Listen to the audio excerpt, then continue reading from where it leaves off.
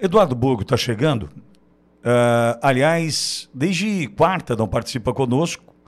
Passou por uma cirurgia, retirada da vesícula. E pelo jeito tá tudo caminhando bem por ali, né? Tá chegando aqui para conversar conosco e já quero ouvi-lo sobre essa história de prisão, papuda, cela com paredes brancas, com direito a ar-condicionado, tem até televisão. Antes quero saber, Bogão, querido, seja bem-vindo, como é que você está? Olá, bom dia, Pitoli, bom dia, Wellington, bom dia a todos que nos acompanham. Tá bom o áudio, Pitoli? Tá perfeito, tá perfeito. Perfeito. Foi tudo bem, Pitoli. Eu tava com um cálculo na vesícula, uma pedra, né? De 3 centímetros, era um tijolo, na verdade. Mas foi tudo bem, operei na quinta, na sexta-feira mesmo tive alta. Tive licença médica, até porque o médico pediu para não ter um problema de hérnia, mas já voltando já, por enquanto aqui de forma remota, mas até quinta-feira já estarei no estúdio. Pitólio, eu tenho pensado muito, vendo as consequências, é óbvio, a gente vai passar por uma cirurgia, acaba tomando anestesia geral, né? Que o risco hoje é muito pequeno, pela eficiência, pelo avanço da medicina, mas é óbvio que existe um risco, né? E nós temos filhos pequenos, nós ficamos um pouco apreensivos. Mas, Pitoli, quando eu vejo a cirurgia, o que o presidente Bolsonaro passou, o que esse homem está passando, é besteirinha, vamos lá, vamos trabalhar, que o Brasil tem pressa e a gente tem que lutar, Pitoli.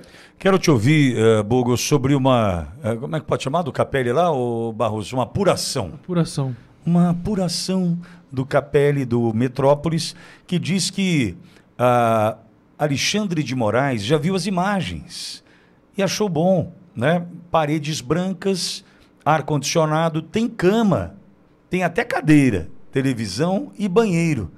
Um lugar ótimo, né? Para passar ali algumas semanas, porque ali os próximos de Moraes do Supremo Tribunal Federal acreditam que essa prisão na Papuda não passe de algumas semanas, e então ele volte para cumprir em prisão domiciliar. Borgo.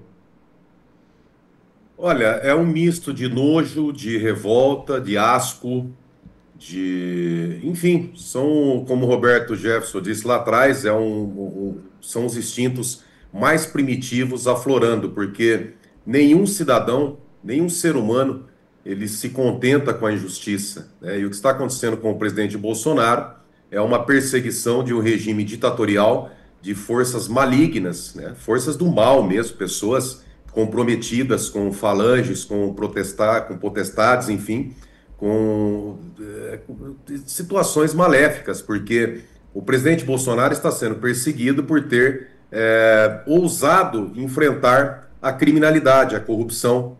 Na época do Bolsonaro, os meios de comunicação tiveram as tetas secadas, né?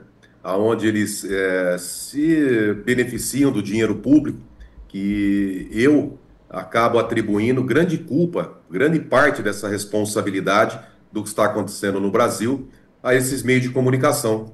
Quando eu vejo o editorial do Estadão dizendo que tem que frear o ministro Alexandre de Moraes, tem que frear o Supremo, porque tem que restabelecer a democracia, essa corja, ela acaba sendo cúmplice, né? Há uma cumplicidade desses meios de comunicação, porque eles fortaleceram o regime. Eles deixaram que chegasse a esse ponto.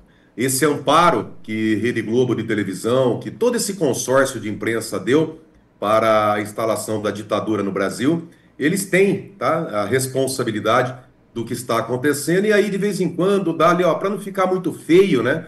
Vamos fazer ali um editorial dizendo que tem que restabelecer a normalidade. Mentira, eles fazem parte do problema. E quando o Bolsonaro entra, ele tenta enfrentar esse sistema, né? Eu sempre digo, o Bolsonaro não escapou daquela facada à toa, ele tem uma missão. O Messias, né, o Jair Messias Bolsonaro, ele tem uma missão e está cumprindo essa missão. Quando ele entra e tenta enfrentar o sistema, um sistema corrompido, podre, né, um sistema fétido que dominou o Brasil durante décadas e até séculos, que vem ali de geração por geração. Veja o que está acontecendo com o presidente da Câmara, Hugo Mota, né? Ele acaba sendo ali refém também do Supremo por questões ali familiares dos pais, do pai, da família, que pode ser preso. Então ele acaba vendendo o Brasil, deixando ele fazer a sua missão como presidente da Câmara, por medo de represálias do próprio Supremo Tribunal Federal. E o presidente Bolsonaro, ele tenta enfrentar essa situação. Ocorre que ele não tinha o poder na mão. O professor Olavo de Carvalho, ele sempre diz isso aí, que o presidente é a cereja do bolo, né? Antes dele tomar as atitudes, dele tentar mudar a economia, dele tentar mudar a situação do país, ele tem que certificar que realmente o poder está em suas mãos. E o poder não estava nas mãos do presidente Bolsonaro. Infelizmente, um Congresso corrompido, uma imprensa corrompida, judiciário, enfim, todo o sistema corrompido. E quando o presidente ele tenta mudar essa situação, hoje ele está sofrendo essa perseguição por ter tentado moralizar o país. Não tem motivo para o presidente Bolsonaro estar preso hoje, nem em prisão domiciliar, mas o sistema quer castigar o presidente. Olha, você vai para a papuda. É um castigo e, por outro lado, é uma forma de alimentar a narrativa, né, de pessoas, numa legião de idiotas que nós temos no Brasil, tá, de imbecis úteis que foram criados especificamente, Paulo Freire, enfim, foi tecnicamente trabalhado essa situação para que uma legião de idiotas falem, tá vendo, o presidente Lula foi preso, mas o Bolsonaro também foi preso. Então eles usam essa narrativa para destruir o presidente politicamente. E por outro lado, quando você diz, quando o Wellington leu essa matéria, que o Alexandre de Moraes já foi ver a penitenciária, Não, mas não, não, que... não, Bogão, ele viu o vídeo, ele não foi lá ver, não.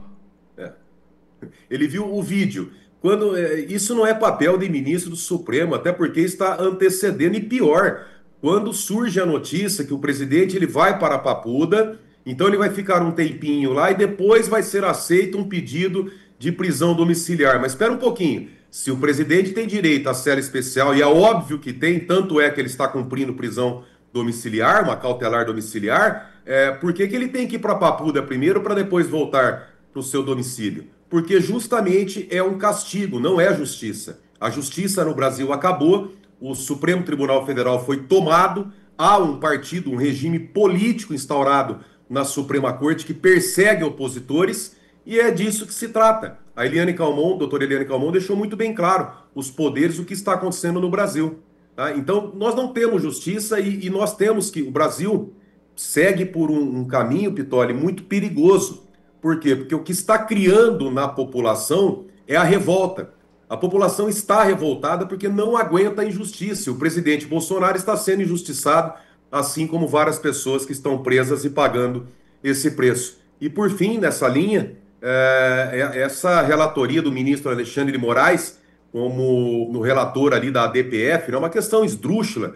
Nada mais é do que uma forma de, por um lado, ter o controle da segurança pública do país, né? Eles tentam avocar o executivo, ninguém conseguiu até agora, mas o Alexandre de Moraes, que é o ponta de lança do regime, ele tenta transferir a segurança pública, o comando da segurança pública, para esse governo que sobe morro com boné do CPX, que recebe dama do tráfico no ministério, que o violador de direitos humanos ele cumpre esse papel de, por um lado, ele transferir o comando da segurança pública para o governo federal, diante de todos esses absurdos que nós estamos vendo, e por outro lado, Pitoli, uma cortina de fumaça, né? Ou seja, taca o foco em cima da questão da segurança pública, coloca o ministro Alexandre de Moraes e prende o Bolsonaro, né? Esse é o pensamento deles, porque o foco está desviado na questão da segurança pública, e aí o ministro, o violador de direitos humanos, decretando a prisão na Papuda, o foco hoje do Brasil é outro e não anistia. Veja que pouco se comenta agora a questão da anistia, né?